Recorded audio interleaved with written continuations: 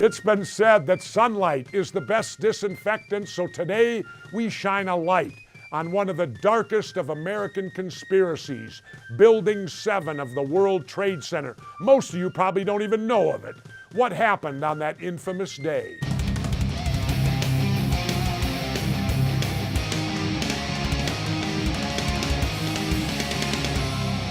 What really happened to World Trade Center Building 7? Let's go to my vigilant producer, Alex Logan, in the command center with our first story, Building 7, this intriguing building that most Americans don't even know about, do they, Alex? They don't, and the architects and engineers for 9/11 Truth have tried to turn that around. They have funded a 15-second ad to be broadcast on 300 TV screens in Toronto's subway stations until April 1st, promoting its belief that the collapse of World Trade Center Building 7 on September 11th, 2001 was due to a controlled demolition. The group of 2,100 architects and engineers has signed a petition calling for an independent investigation into the building's demise. Why now, Jesse? September 11th was almost 13 years ago, and is an investigation still relevant today? Absolutely it is, Alex, but we're going to back up first. We all know that the two big World Trade Centers, 1 and 2, were each struck by airplanes, and within a matter of a couple of hours, they both collapsed at free fall speed to the ground. And they didn't blame it on the planes. Their official thing was the fire, that it heated up so much that it caused these big, huge skyscrapers to literally disappear and fall to the ground as dust. Now, we all saw that. What we didn't see, and here's the education for today, we didn't see building number 7. When I was doing Conspiracy Theory, the show, we got a tape of a woman, a reporter with the BBC, British Broadcasting Company, who did a live report that day from 9/11 at 4:50 in the afternoon. Here's what her report was that day: that a third building that was not struck by any aircraft collapsed to the ground in 7 seconds. Now, it was not hit by a plane, so they said fire caused it. Well, what the hell did they build this building out of? Cardboard? And you know what the fun part about this whole report was? The entire time she's reporting it, the building's standing behind her. It hasn't fallen yet. We went to the BBC. We wanted to interview her to ask her who gave her this information this building had collapsed, and didn't she know it was right behind her? They wouldn't talk to us. The 9/11 Commission, their big report, didn't even cover it. You are correct about Jane Stanley. She was the BBC reporter who made that announcement 26 minutes earlier than the building fell. And she was interviewed years later. She said it's just very unfortunate that this whole conspiracy, this kind of ridiculous situation, has grown out of what is a very small and honest mistake. What? A small and honest mistake? How could it be a mistake to report a building fell before it did? She and the BBC said that they were given misinformation, that the building, they had heard that the building had fallen when there were still reports that the building was going to fall. And that doesn't make a little light go off and say, oops, somebody screwed up and let the cat out of the bag early? How did they know the building was going to fall? That's probably true because, you know, the BBC anchorman at the time, Phil Hayton, he was the one who threw to Jane Stanley. When he was interviewed about the subject, he said, "I sense that you think there's a conspiracy here, but you may be right." Yeah, you're darn right we're right. How could they know a half hour ahead of time this building was going to the ground in 7 seconds? Well, let's get back to this story about the architects and engineers for 9/11, and we'll get to to the NIST's report on the free fall. All right, so Jesse, so this group of 2,100 architects and engineers, they've signed a petition calling for an independent investigation into the building's demise. One of the group's architects, Richard Gage, said, "What we're trying to do is raise a red flag. We think that the families of the victims deserve justice. We're not here trying to upset anybody." Gage also mentioned that he prefers not to be labeled a truther, but rather a patriotic American sounding the alarm. Do you think the term truther has become a dirty word? Do you take offense to the word? It's unbelievable. It's unbelievable that they could morph the word today, truth, into being bad.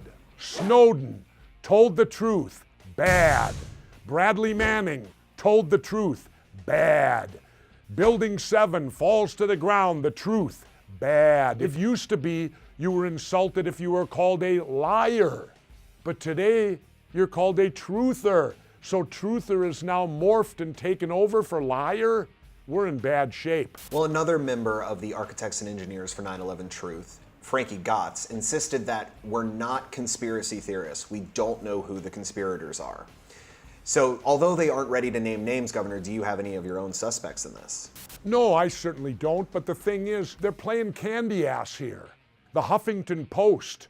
For years, Arianna Huffington wanted me to write for them.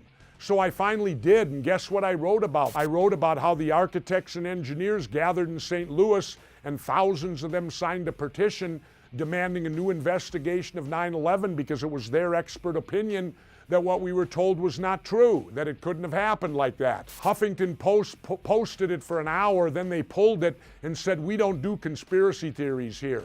This wasn't a conspiracy theory, it was an actual event that happened, the meeting of these architects. It just wasn't covered by mainstream media, and I felt it should have been. Let's discuss what we do know about Building 7 of the World Trade Center. It's a 47-story, 610-foot tall building. It opened on March 1987 as the 7th and final structure of the World Trade Center complex. At the time of its collapse, the Wall Street investment group Solomon Smith Barney was by far the largest tenant in the building, occupying floors 28 through 45. Other occupants included Hartford Insurance Group, American Express Bank International, the United States Secret Service, the New York City Office of Emergency Management, as well as the Department of Defense and CIA, who shared the 25th floor with the IRS. Governor, these are all major companies and principal governmental institutions. Wouldn't they easily be able to get to the bottom of what really happened? Yeah, but see, that building was brought down on purpose. And the thing we have to realize is what was the purpose to bring it down? Because a 47-story steel-structured building with a couple of minor little fires in it does not do an instantaneous 7-second collapse. And it's an insult to my intelligence. Having been trained as a Navy frogman, our name is called the Underwater Demolition Teams. So unfortunately, I know how to blow things up. And in the case of World Trade Center Building 7, clearly the way it fell, they cared about collateral damage. They wanted it dropped in its own footprint. And the only way that happens is by a controlled demolition of some sort. Don't look at me and say, Jesse Ventura, you're a big dumb fool. Because that's what you're telling me when you give me a bullshit answer like that. Well, the National Institute of Standards and Technology investigated the collapse and determined that debris from World Trade Center 1, which was 370 feet to the south, ignited fires on at least 10 floors in the building at its south and west faces. They said that the primary and backup water supply to the sprinkler systems relied on the city's water supply. Those lines were damaged by the collapse of towers 1 and 2. Heat from uncontrolled fires caused thermal expansion of the steel beams on the lower floors, damaging the floor framing on multiple floors. Eventually, a displaced girder caused floor 13 to collapse, beginning a cascade of floor failures down to the 5th floor. How can that be when the fires were located in specific little spots? How could it be a uniform collapse? How could all the metal be hot enough to collapse all at the same time? That is bullshit, bullshit, bullshit.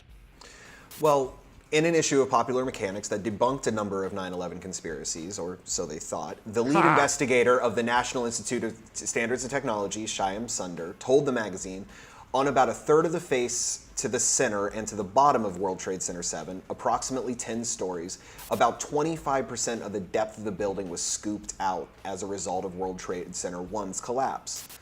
It's an interesting fact that is usually left out of the argument. Isn't this enough evidence to support the NIST's theory? No, but the point is, that building was 300 and some feet away from 1 and 2. Nothing that big from 1 and 2 hit the ground. It was all turned to dust. Remember when they told you the bullshit about they took all the steel and shipped it to China? I do. You remember that, Alex? I do remember I'd that. like to see a bill of lading for it. Nobody saw any ship, no one's identified a ship, and no one's ever taken responsibility for where did all this stuff allegedly go. It didn't go anywhere. It was dustified. It was turned into dust. There weren't that many big beams to carry out of there. I was there. I walked the ground with Governor Pataki shortly after it happened. Come on. Although the NIST did consider the controlled demolition aspect, but determined that no blast sounds were heard on the audio track recordings during the collapse of World Trade Center 7 or reported by witness. A blast able to drop World Trade Center 7 would have resulted in a sound level of 130 to 140 decibels, which is consistent with a gunshot blast standing next to a jet plane engine, or more than 10 times louder than being in front of a speakers at a rock concert. Really? Now let me counter that and say, how many other buildings in the world have fallen skyscrapers simply from fire alone? None have. None from a fire like this. None. That's right, none. How come they're not warning us? How come today, when you walk into any skyscraper, any big building throughout America, why isn't there a warning sign that says, if this building catches on fire, it could uniformly collapse?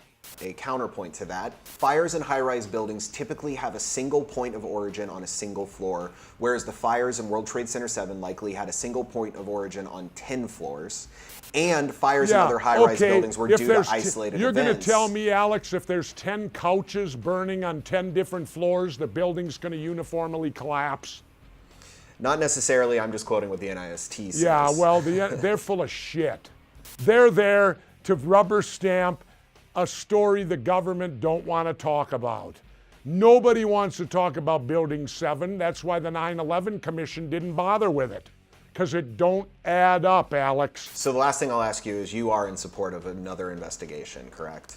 Absolutely. I'm in support of an investigation. There hasn't been one yet. When they form these commissions, like the Warren Commission and the 9/11 Commission, they are there simply to rubber stamp the government's official position. They are not there to investigate.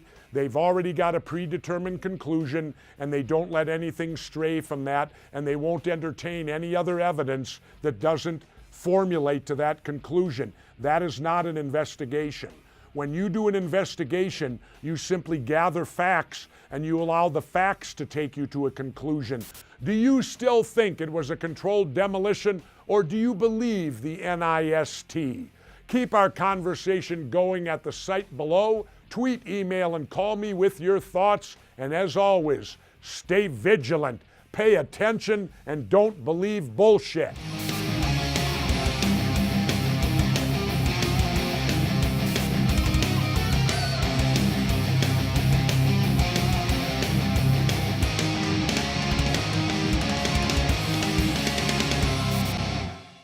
Our first story, Building 7, this intriguing building that most Americans don't even know about, do they, Alex? They don't, and the architects and engineers for 9/11 Truth have tried to turn that around. They have funded a 15-second ad to be broadcast on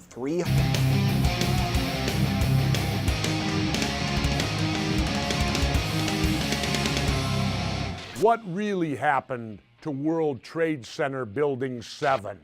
Let's go to my vigilant producer, Alex Logan, in the command center with 100 TV screens in Toronto's subway stations until April 1st, promoting its belief that the collapse of World Trade Center Building 7 on September 11, 2001 was due to a controlled demolition. The group of 2,100 architects and engineers has signed a petition calling for an independent investigation into the building's demise. Why now, Jesse? September 11th was almost 13 years ago, and is an investigation still relevant today? Absolutely it is, Alex, but we're going to back up first. We all know that the two big World Trade Centers 1 and 2 were each struck by airplanes. It's been said that sunlight is the best disinfectant, so today we shine a light on one of the darkest of American conspiracies, Building 7 of the World Trade Center. Most of you probably don't even know of it. What happened on that infamous day?